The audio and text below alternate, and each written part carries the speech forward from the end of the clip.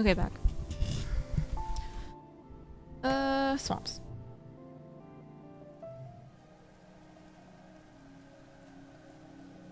No collectibles, but hella events. Nothing else to report. Come back, thank you. Alright, let's go. Try to raise friendship with Vase, but also not raise... They're peaceful. Attack it outright, I guess. Without also, lowering... I mean, increasing colony defense.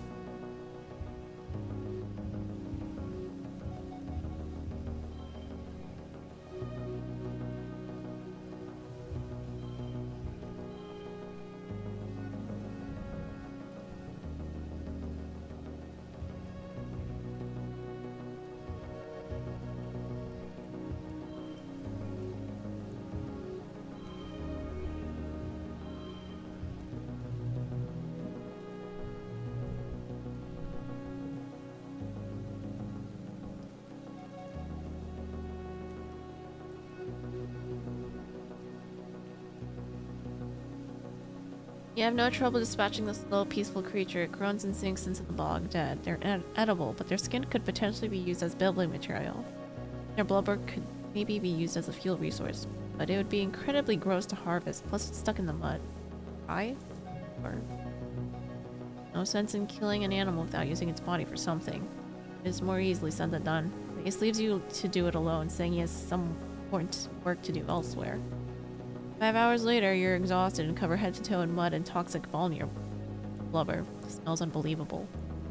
You load it onto the hover sled and drag it back to the colony. Utopia is disgusted by the revolting bounty, but gives you some kudos for your hard work.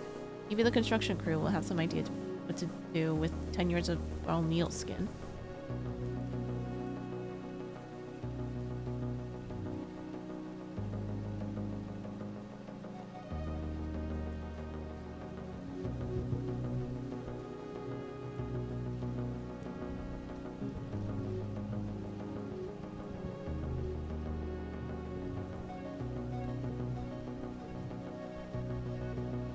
Ace has been looking for something to fight. Looking around for something to fight. Doesn't want to wait while you enjoy the scenery or whatever he thinks you're doing. The muck walkers.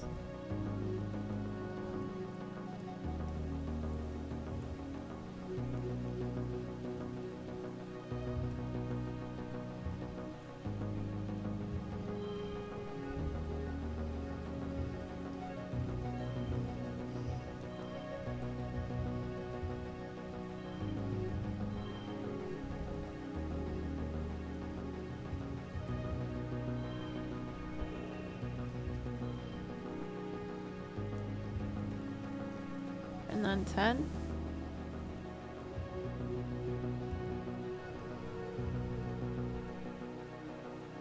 Oh, 14.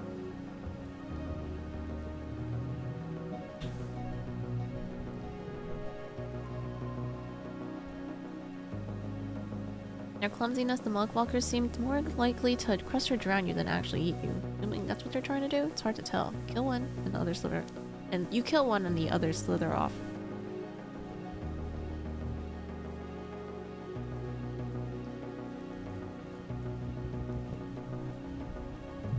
Alright, let's not do that. Bad vase.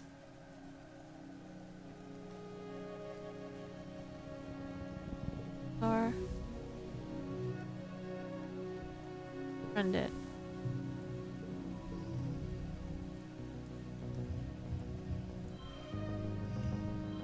$5.25.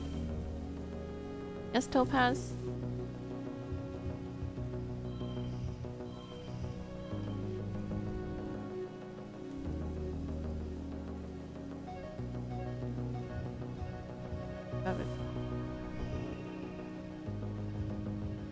Their super goal? 35? Can't do that.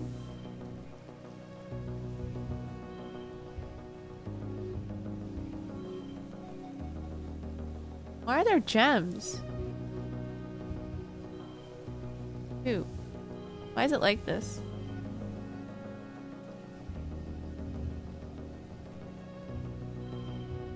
A while.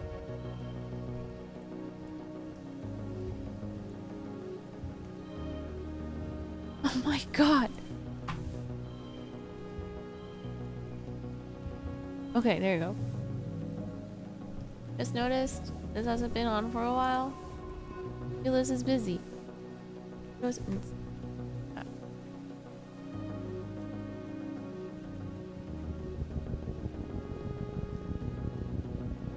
I have to say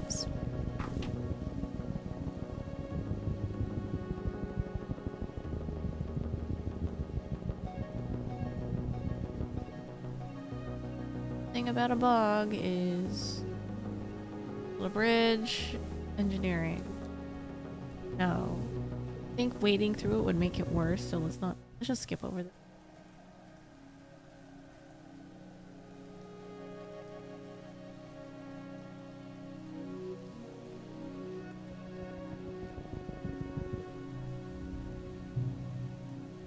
Little flare.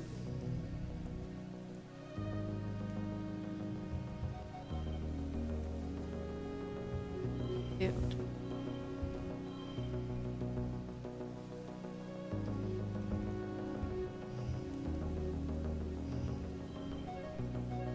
Fine.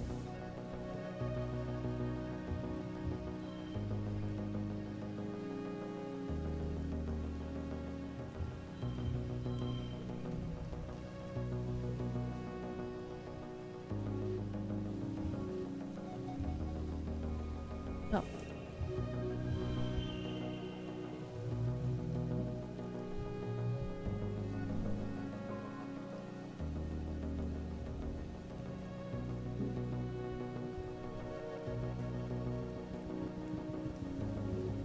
This is friendship now.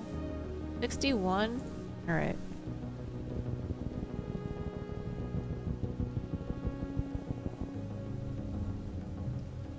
Stand your ground.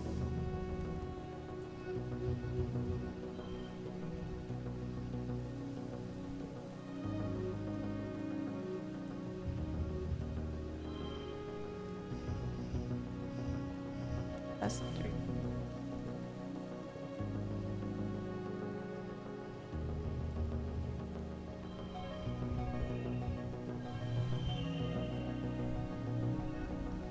Up. Friendship. Okay.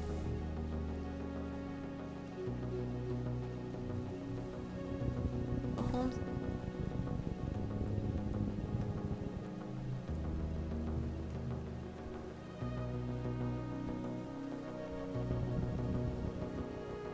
Anything else up here?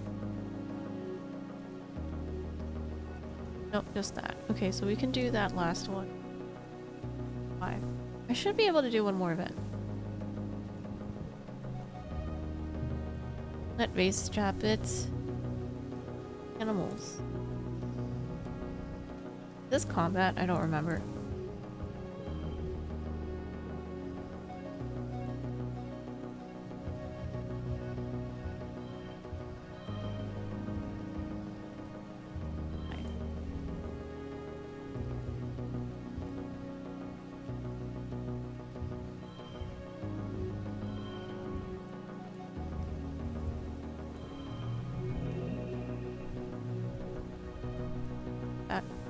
Okay.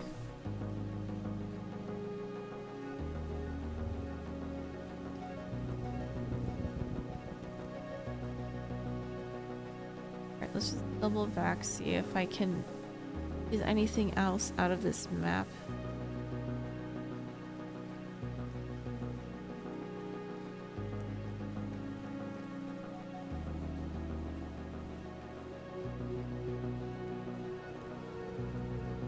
Oh, what's this?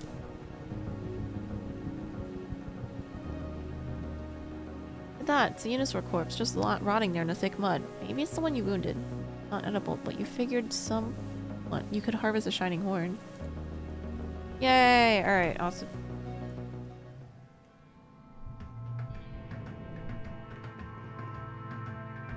How is this now? 60 something? 64? Okay.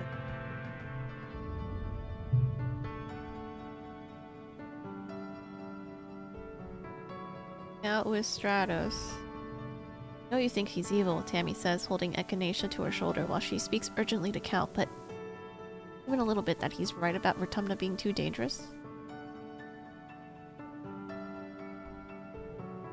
Cal crosses his arms and shakes his head. Killing is never right, Tammy. We can't fight a whole planet. If we meet violence with violence, it's just numbers. They're just gonna win. We have to find a better way, or we're all gonna die anyway. Tammy's chin wobbles, but she clenches it defiantly. I just want to have a family, Cal. Why can't we have one place on this awful planet where we can be safe? She adjusts Echinacea against her chest. I think it's worth defending this one space for ourselves. The monsters can live somewhere else, just not here.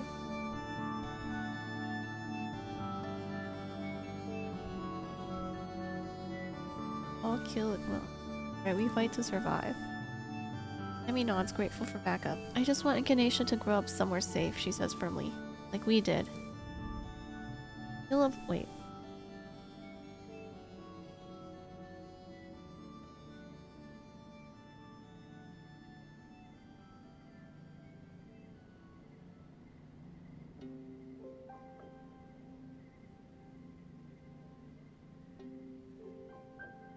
This is where Utopia jumps up on stage. A peal of laughter rises from where Rex and Nomi are playing what looks like a competitive slapping game. Rex rubs his reddened cheek ruefully as Nomi rolls around on their back, kicking their legs in the air and giggling. Got you! I got you good! Too slow! Too slow! They beckon and they stop and beckon you over. Come here, Solana! Promise we're not even gonna— Promise we're not even talking about the war even a little bit. Take your seat beside Rex and Nomi, and Rex claps you on the back. Well, we are a little bit. Mostly, we're making fun of those guys. He jerks his thumb towards Vase and his group of friends who've wrangled themselves a little trippet and are skewering it to roast over a bonfire. You can hear its dying squeals from here, and as night falls, smell the sweet charred scent of its cooking. We've always kind of been like this, just like total human supremacists. Need something you don't understand? Pew pew, all gone. Want something someone else has? Pew pew, all yours. Lean back their heads and look up at the night sky. In the dust, the wormhole looks so peaceful and far away. I think me and Rex were like changelings. Like aliens beamed in and replaced two human babies with weirdos. The dancing and feasting continues well into the night while you pass the time with your friends in the peaceful faction. Knowing that the whole colony isn't into being soldiers and fighting Lum's war on nature makes you feel less alone. But you can't stop thinking about the governor's eyes as he crushed Utopia's hand today. As long as he's in charge, does it matter what anyone else wants? The week after Vertumnalia is one of the hottest since you landed. You're supposed to take time off for a much needed break, but it's so awful and humid and tempers are short.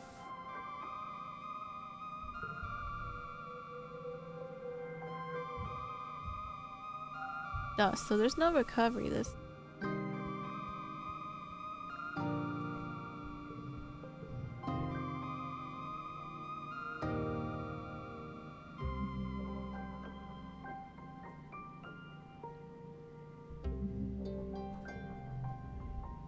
Hey, Sloan, over here.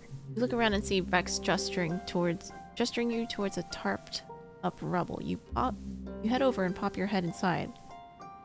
Rex peers at you from the gloom, his heterochromatic eyes gleaming in the light of his holopalm. Okay, look, get in here and close the tarp behind you. Settle and cross-legged beside Rex, and he shares his holoscreen with you. Look, what I found. On the screen are some, well, wow. People are not wearing clothes, and they would very much like you to know that. Now that you're an adult, it stands to reason that you'd have access to adult entertainment, but wow, it's all just there, isn't it? And you can just look at it? Seems like a bug. Like, you should tell an actual adult, maybe, but nope, it's all there. You can even log on to the Holo Archives with your own password and see for yourself. Truly, we live in interesting times, oh god. Rex grins at you. So, do you want to check it out with me?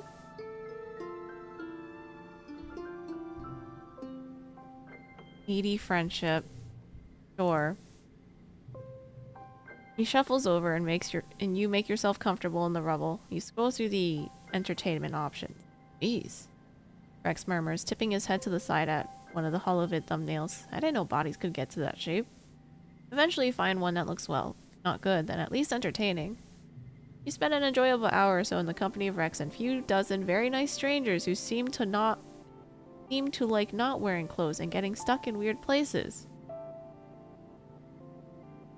Rex laughs and claps and makes scandalized noises at the good parts, and you learn a lot feeling multiple emotions at the same time.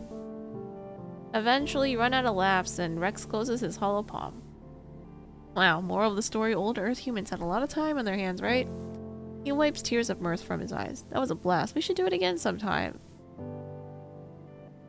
Can you send me the one where they... Oh yeah, the one with the... Rex answers, knowing immediately which one you meant. The haptics in your hollow palm pulse as he sends you a link to its location in the hollow archive. You continue going through the hollow archive together until you hear someone calling Rex's name. His ears sag as he laughs nervously. Whoops, guess I gotta go back to work. He gives you a jaunty wave and leaves before someone can find him. Wow. Nomi, happy birthday! Nomi is sitting in front of an array of holoscreens, all displaying different tutorials for various crafts and hobbies. I was thinking of learning something new. It's not enough that I already know how to draw and write and play video games. I could learn to knit, or sculpt, make jewelry. Bonk is right.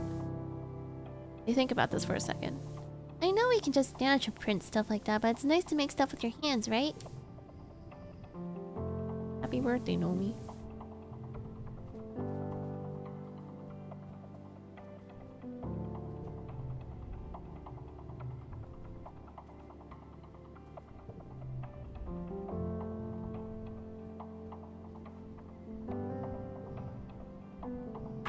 First...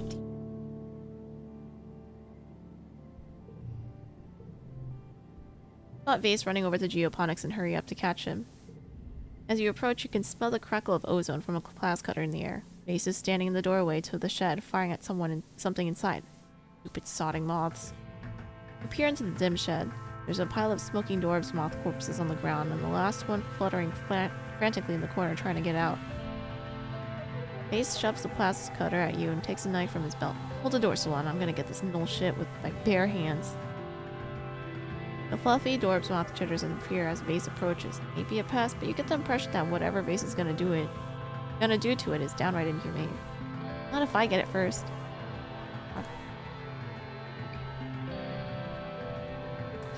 For the sake of increasing friendship, getting him the therapy. Got it, sir. I guess.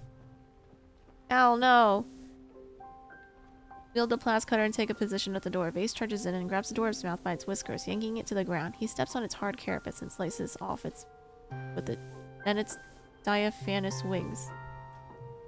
The dwarf's moth squeals as it flops around, oozing ichor, and Vase steps back to watch, his expression cold. Parasites, the less of them the better. Watch the dwarf's moth flail its last agonizing minutes until it collapses and goes still. Survival is violence. He intones like he's repeating a mantra. Might hurt you, you can't give it a chance. What people in your colony don't understand.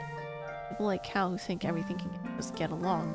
They're all just gonna get us killed. I hear a lot about what Cal thinks. I don't care what he thinks. I just expect him to be better. Be defending the colony like a real man, not playing with dirt like a child. You take that back. This is in the middle of moving. Oh, okay, that makes sense. Oh yeah, I remember mentioning that.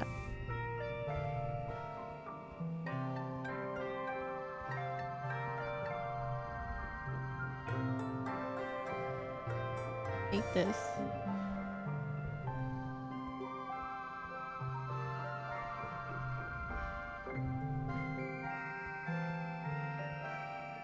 Let us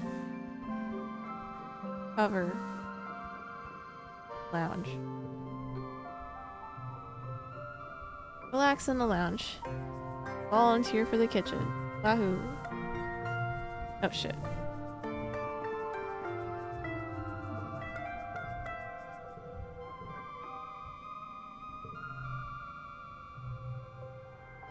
Help in the kitchens? Creativity, empathy, sure. Make cookie.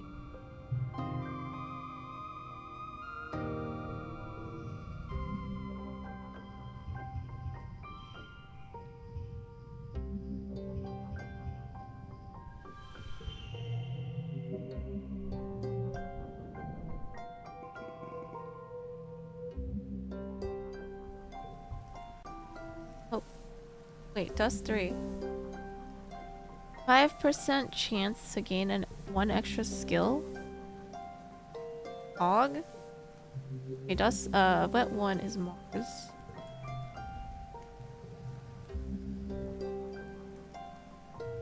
Flowers.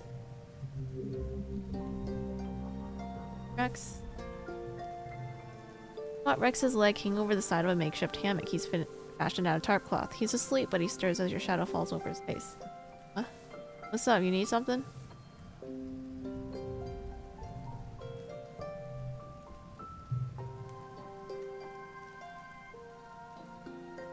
You're gonna have to work at it. We're gonna avoid pat. Oh wait, this is the. This is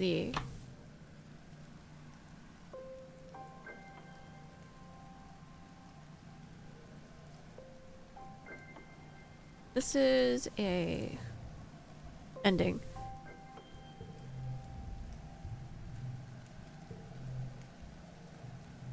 Rex has Tammy's baby, Echinacea, wrapped in a sling on his chest and is bopping around making silly faces to make her laugh. He doesn't stop when he sees you, instead pulls you into a dance around with him.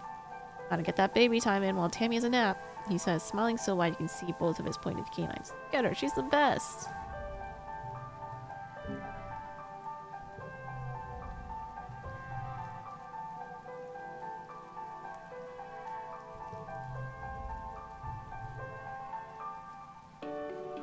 Where's this?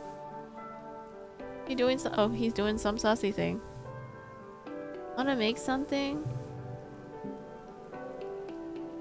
You know I do. We've got this great had this great idea in my head for months. I want to build something huge and I need your help. Naomi walks you through their plan to create their biggest thing yet. A massive dilly pillar float you can carry on your shoulders using bushwood sticks to puppet it around and make it look like it's dancing. A hit, especially for the younger kids. You get to work out and you get to make something beautiful.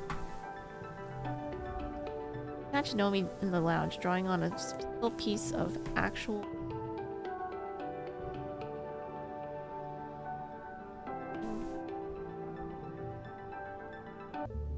You catch Nomi in the lounge, drawing on a single piece of paper. They look extremely focused and don't seem to notice as you come in. As you get closer, you can tell that this piece is one they're putting a lot of work into. Oh, that's a fancy drawing. Nomi's head snaps up and you can practically watch their blush spread across their cheeks and down there in their neck in real time. Oh, Solana! They exclaim, covering the picture with their hands and looking up at you with wide, panicked eyes. I didn't see you there. Sorry. I love your art. Let me see it. Nomi's shoulders come down from around their ears. What? Really? Really? You do? They look down at their drawing and then go tense again and snap it up, holding it carefully to their chest. Wait, no, you can't see it till it's done. Nomi jumps up, scattering their art supplies everywhere. I have to be somewhere else right now. Bye! They run out of the lounge, gently screaming, Kya! Well, that was even stranger than normal.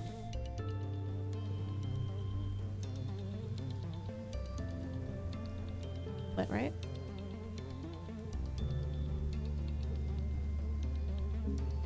Hi, Neil.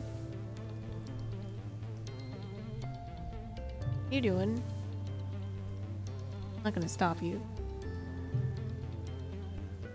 Bye. Blow up the wall for me.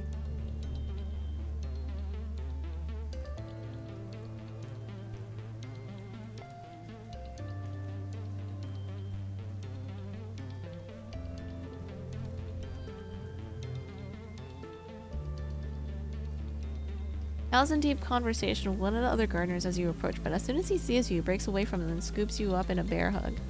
Lana! He cheers, swinging you off your feet. How'd you know I was thinking about you? He sets you down and gives you a little kiss on the nose. Boop!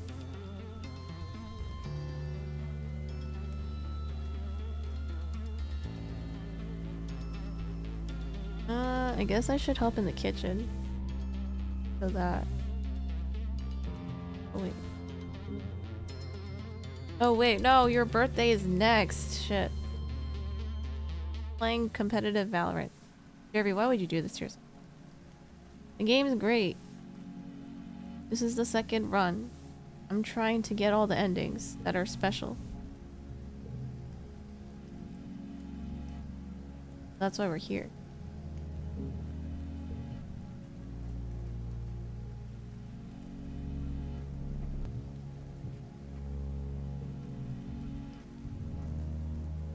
Maybe you should just not play competitive.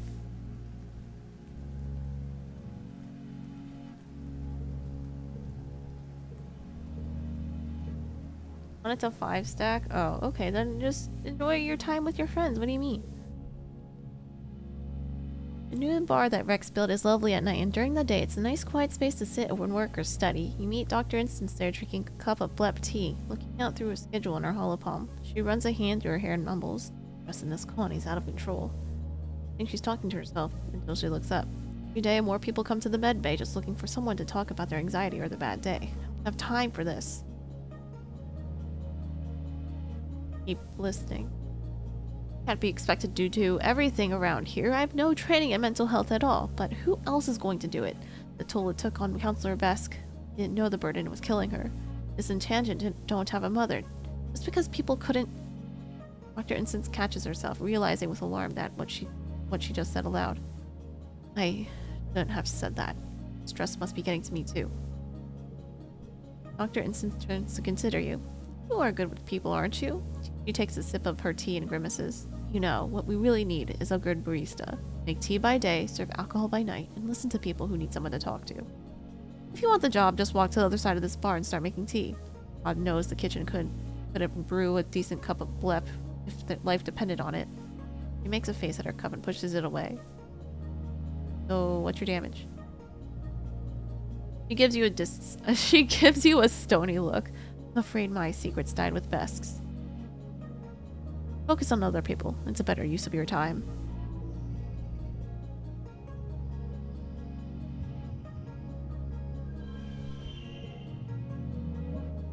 Wahoo.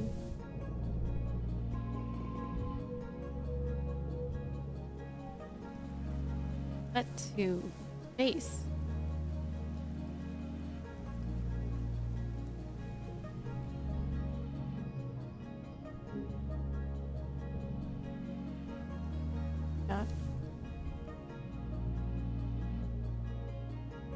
You're reversing Ascendant. There isn't even a girl you're going after anymore. Sigh, true Javelin. Now I'm just preparing for that moment. But what if this time they're iron? Wanna play with bad people? You catch Face outside the garrison, leaning against the wall with his arms crossed. He looks put out by something and frowns at you instead of his usual hello. What's on your mind? You even looked around the colony these days? Cowards, pacifists, politicians, hollow jockeys, degenerates. The other people you hang around with are goddamn losers, man. Sick of defending you to the other Helios for their shitty taste in friends. I can't pick my friends. Oh no! I have to lie! What if she's bad at the game but a good person IRL? Why don't you meet them IRL then? How are you gonna know how they're like IRL if they're playing Valorant? You're right, everyone else here sucks. Yeah, I'm right. You're bloody lucky to have a friend like me, got it?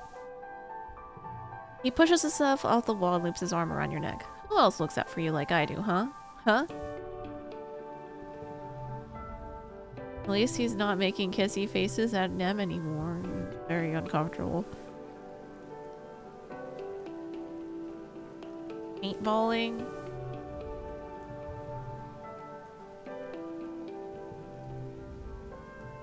Sounds expensive.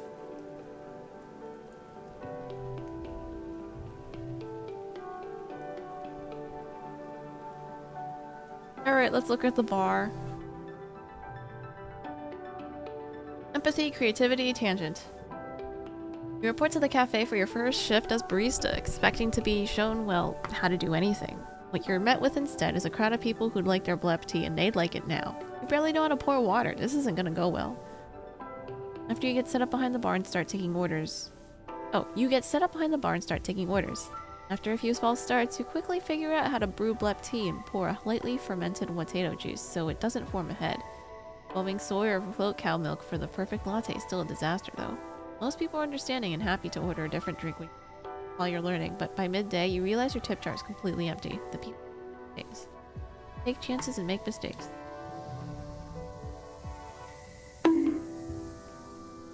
No, you.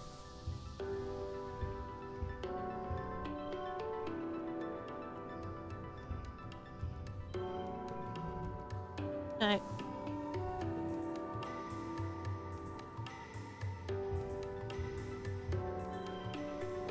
Why is that?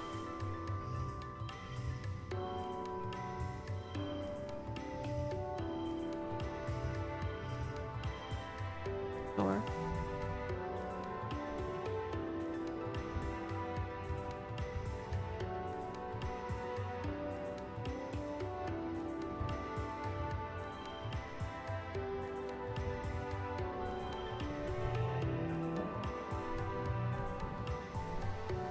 You scald some soy milk, but after a while you begin to get the hang of it. You start slinging lattes to grateful caffeinated masses. Chief Instance comes by to see how you're doing, and you tell her that you're totally underwater. Aren't you supposed to get some kind of on-the-job training? For what? It's pouring drinks, not genetic engineering. I told you you'd get the hang of it. She takes a sip of her blep tea. See? Anyone can do it, even you. I think she's trying to be encouraging.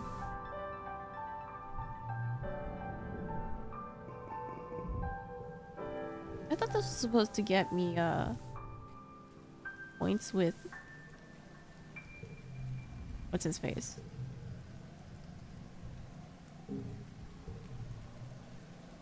Rex.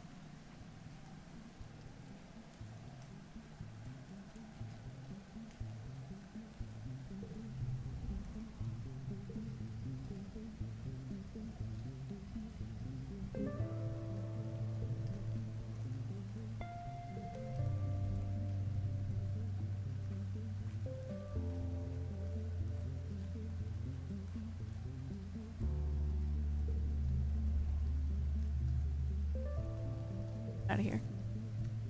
Garden. You and Cal go for a walk through the gardens, arm in arm. Cal's an endless font of knowledge about the various plants and fungi that grow here and how the specimens brought from Earth have changed since you arrived. You enter the gazebo, where you sit for a while and enjoy the fresh air. He runs his thumb over your knuckles and gazes at you with love.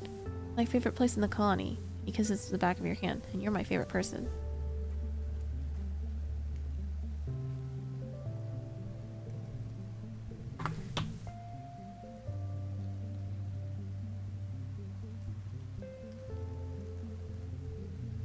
Okay, what I want from this is a specific illustration between Dis and Tang.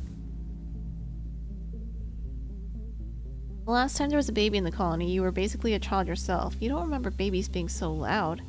And adults are very empathetic to colicky fuzzy echinacea, but every time you've seen Tammy since the baby arrived, she looks even more tired. At night you can hear them all the way in your room, echinacea's tiny choking shrieks and Tammy singing to her until her voice goes hoarse.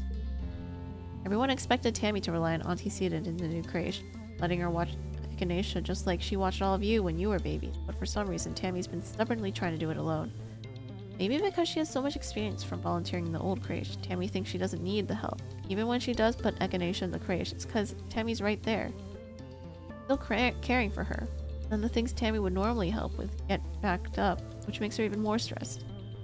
Auntie Seated has tried to convince Tammy to not be so controlling. It takes a community to raise a child. You've all grown up believing that, but whenever anyone even insinuates Tammy might not be all echinacea need, she starts crying and yelling at them.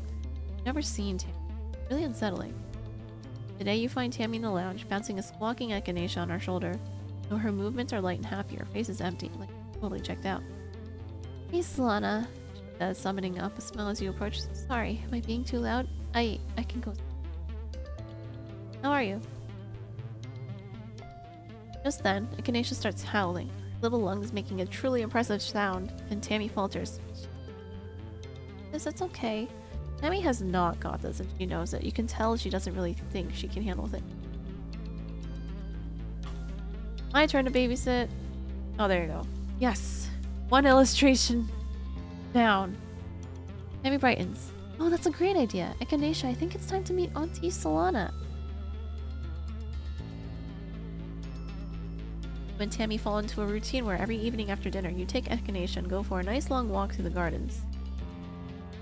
Getting just a few hours of sleep before staying up most of the night with echinacea does wonders for Tammy's sanity, and soon she's confident enough to allow other people to help out during the daytime. Eventually, Tammy agrees to place echinacea in the crèche during the day so she can fully recover from birth and sort out her mental health.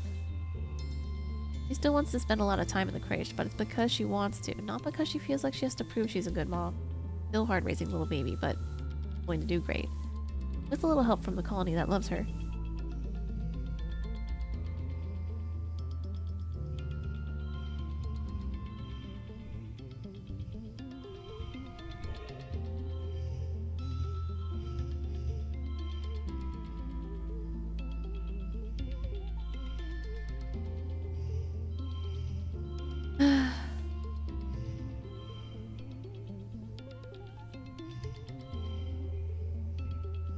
Oh, okay, cool.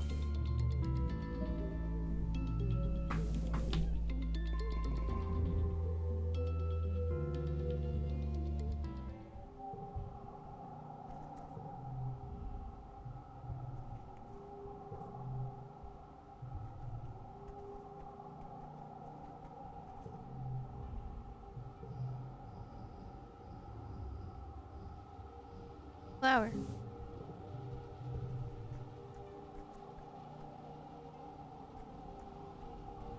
Ace.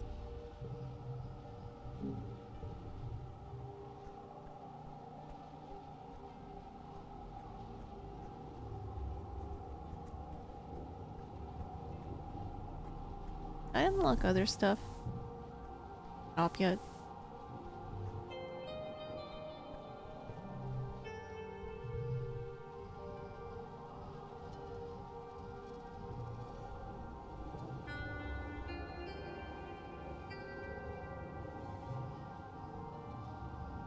Plus 10 to comp.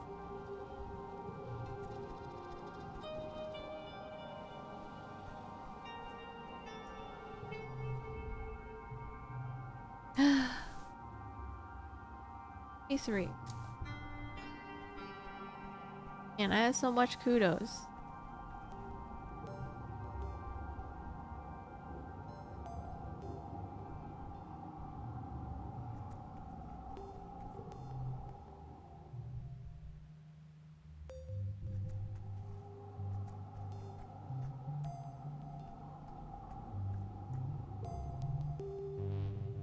Cafe.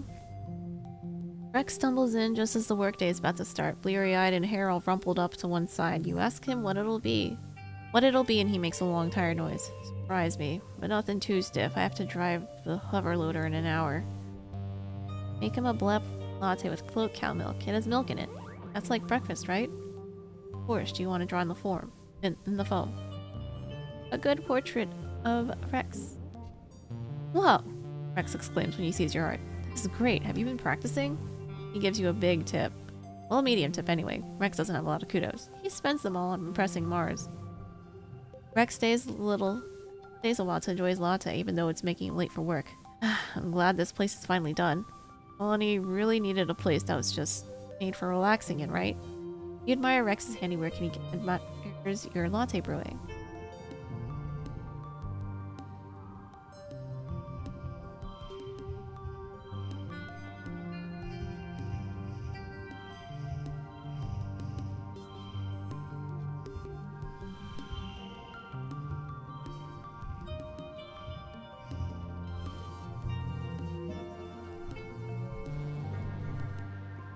Getting to bed when the rush out after Nem. Dinos are just standing there. And an explosion. Wahoo!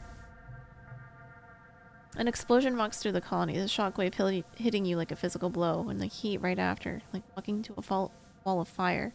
You're pelted with debris raining down from the sky. A column of smoke billows from this burning section of the wall near the garrison. It's assholes! They knew our weakest point! How? She gestures to the flood of Xenos pouring through the gaping hole in the wall. There! She orders. Protect the gates! Shoot them from the walls! That in the sky. You duck as something whooshes over your head. Buzzing the top of the wall, Nem's helioborn soldiers all train their rifles on, but she yells at them to stand down. It sucks! Get behind it! It'll block the Xenos from coming in! The giant dilly pillar lands in the square, her sinuous body looping around and forcing the Xenos to enter in smaller waves. Cal is riding on her back, and he shoots you a little smile before guiding her closer to the breach. I didn't know that would happen. Well, it really is how to train your dragon.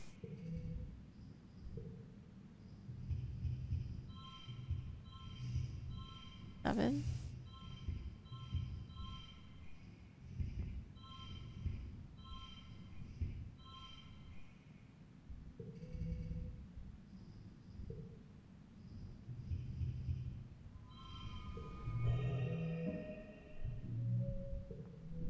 Xenos pour through the smoking hole in the wall, wave after wave of creatures of all sizes, fist-sized insects all the way up to megafauna like bushbugs and muckwalkers, great lumbering beasts the likes of which you've never seen. The largest ones soak up the gunfire and smash through the defenders on the ground, while the smaller, faster creatures make up for the ship and geoponics domes. Cal and Sox do what they can, but are soon forced to retreat by the swarm. As your squad is getting into the rhythm of defense, Governor Lum storms up the steps. You can see the whites all around. You can see the whites around his furious eyes as he grabs both you and Nem by your shirt fronts, almost hauling you off your feet. Which one of you did it? Which one of you set the bomb? What? It wasn't us! Nem exclaims, clutching Lum's forearm. He releases you with a snarl. It has to be an inside job. Someone with access to the garrison. One of you Exocolonists. You're all traitors to humanity. He looks burned.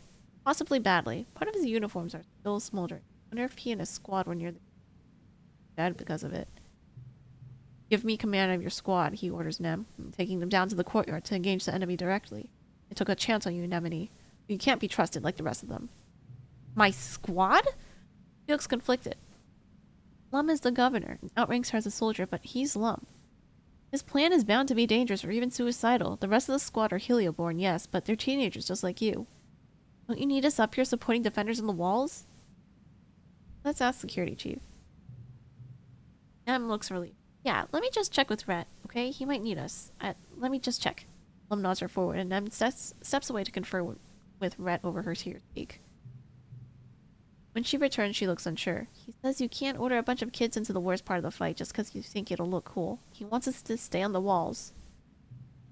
Throws his hands in the air in disgust. He's in on it too. Plan this mutiny together. You're all getting put on a firing squad when this is over. This spurs your Helio squad mounts into action. They abandon them and follow the governor down into the courtyard below. Did everyone die? Everyone is around, but except Dips. He's nowhere to be found, dead or alive.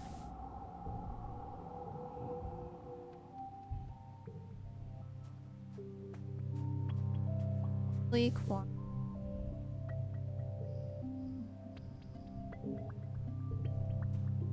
Rex, have this law. Hug. Oh.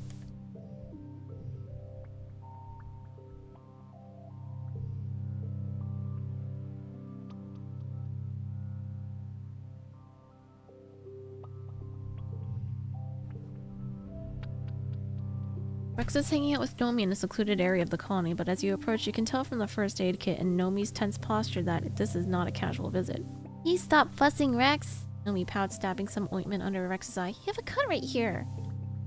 Just a scratch, Rex protests. He sees you coming over and brightens, sitting up straighter and knocking Nomi's hand out of the way. Hey, Solana's here, he says out over loud. Nomi scrabbles for the first aid kit before realizing it's too late, and you've seen it anyway. They glance balefully at you, but Rex is all smiles. If it weren't for the purple bruise under his eye and cuts around his cheekbone and lip, you'd think things were almost normal. What happened? Nothing to worry about, Rex says, waving a hand. I wasn't watching where I was going and I ran into one of the unfinished walls around here. His dream died for a little bit. Yeah, 17 times, Nomi mumbles, valiantly trying to tend to Rex's face. You should tell Solana the truth. Maybe she can do something about it. Yeah, what's really going on, Rex? It's nothing. Nothing I ain't used to anyway. Just happens sometimes. People get it in their heads that they want to stay on base's good side, and the easiest way to do that is to beat on someone he doesn't like. He shrugs one shoulder indifferent. It's fine. I'll remember what I'm good at and come sneaking back eventually. It's getting worse, though. I would stop when we joined the colony, but they seem even bigger meanies now. They're even bigger meanies now. Rex smiles encouragingly at Nomi. Ace is just mad that you and I have real friends here. Hates that he and his bullies aren't the only big damn heroes in town anymore. And that he can't control what people think about us. It makes him feel small and he hates that. Deal with Vase anyway. Rex sighs, his shoulders slumping. I don't even want to bring it up because I'd rather think about the future, not the past, but when we were younger, Vase was just a normal kid like me. We were both kind of the runs of the litter, but he had a chip on his shoulder about it and always tried to boss people around like he was actually top dog. I try to be nice to anyone because, you know, that's the pup in me. I just want to play and be friends. And Vase did not want to be friends with me. He kind of hated me because people liked me more. He takes Rex's hand and he shoots them a little smile before continuing. Then one day I was just hanging out with my friends when Vase walked right up to me and starts picking a fight, right? Like calling me names and telling me I was just faking it to people like me. My friends wanted to beat him for it, but I told him to stop and walked right up to him. Hands out like, hey, we can still be friends. And that piece of shit just straight up broke my arm. We weren't even fighting. He just got me on the ground and snapped. Broke it right here. Rex shows you the scar on his arm where the bone must have broken the skin. Dead set on proving a point, I guess. That's why everyone lets Vase boss them around. They know what he does when he gets angry. Everyone acts like a bunch of heroes, but they're just cowards who'd rather let Vase keep picking on Rex instead of standing up to him and pissing him off. Yeah, it's not like this was everyone. He is nice to people he likes. That's why everyone wants to be his friend. Otter rises to the top. I didn't even get in trouble. He managed to convince people that we jumped him. Like we were gonna haze him or something. That's what he told the adults, anyway. So that became the official story. Honestly, I just feel bad for Nomi. If it wasn't for me, people would probably leave him alone. Not fair that they get crap for being friends with me. Nomi throws their arms around Rex, who grimaces in pain. I'd rather be friends with one good Rex than 100 of Vase's bully cronies. Rex relaxes into their arms and hums happily. People should know the truth. It's too late for that. I don't like changing their minds. Not when they might get beat for it. Besides, I'm a colony kid now. I can be anything I want, do anything I want, talk to anyone I want, and Vase can just die mad about it. Despite his bravado, Rex sighs and scratches the back of his head. I do kind of regret what happened though. Like, it sucks that Vase got to the point where he thought the only way he could get respect was by being a bully. I mean, he's a douche and a half, but... Nomi thumps Rex on the shoulder. You don't have to defend him. I'm not defending him. I just think sometimes, like, if I could have seen he was hurting and been a better friend to him, I could have changed his life. Think about how different things would have been growing up on Helio if he wasn't the friend who got away. If he wasn't the friend that got away. That's why I try not to let it get to me. It doesn't matter what Vase does to me.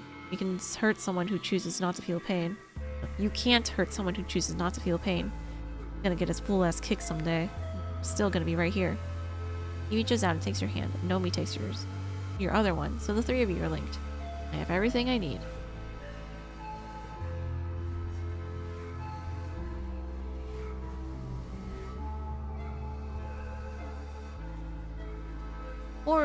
Poor Rex. We're gonna beat Vase up. Send him to therapy. Oh? Oh. Okay. Okay? Wanna talk about it?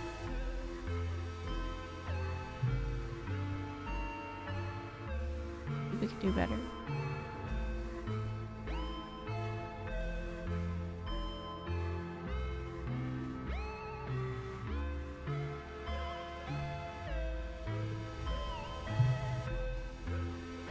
Okay, maybe they haven't built the thingy. The thing that'll kill everything.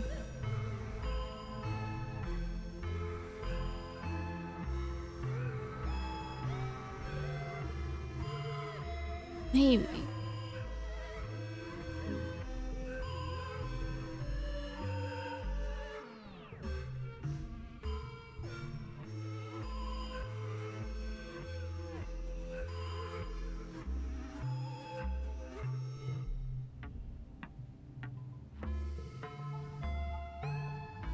go to the ridges again.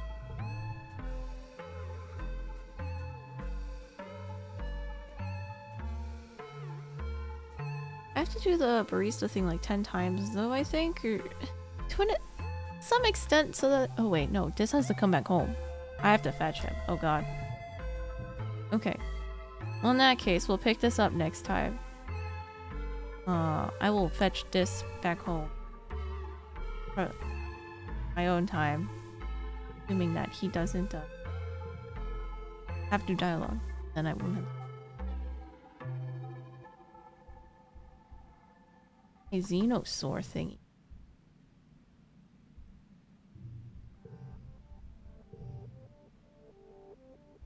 Ah, look at all the stuff we got. Wahoo! Things, and I've completed this too.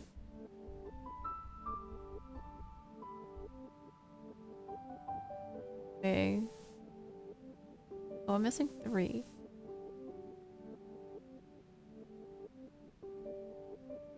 Oh, a lot more completed than earlier today. Wahoo! But all the other cards and stuff I'll get on my own, but we're just gonna focus on the endings, some of the illustrations as I can for these playthroughs.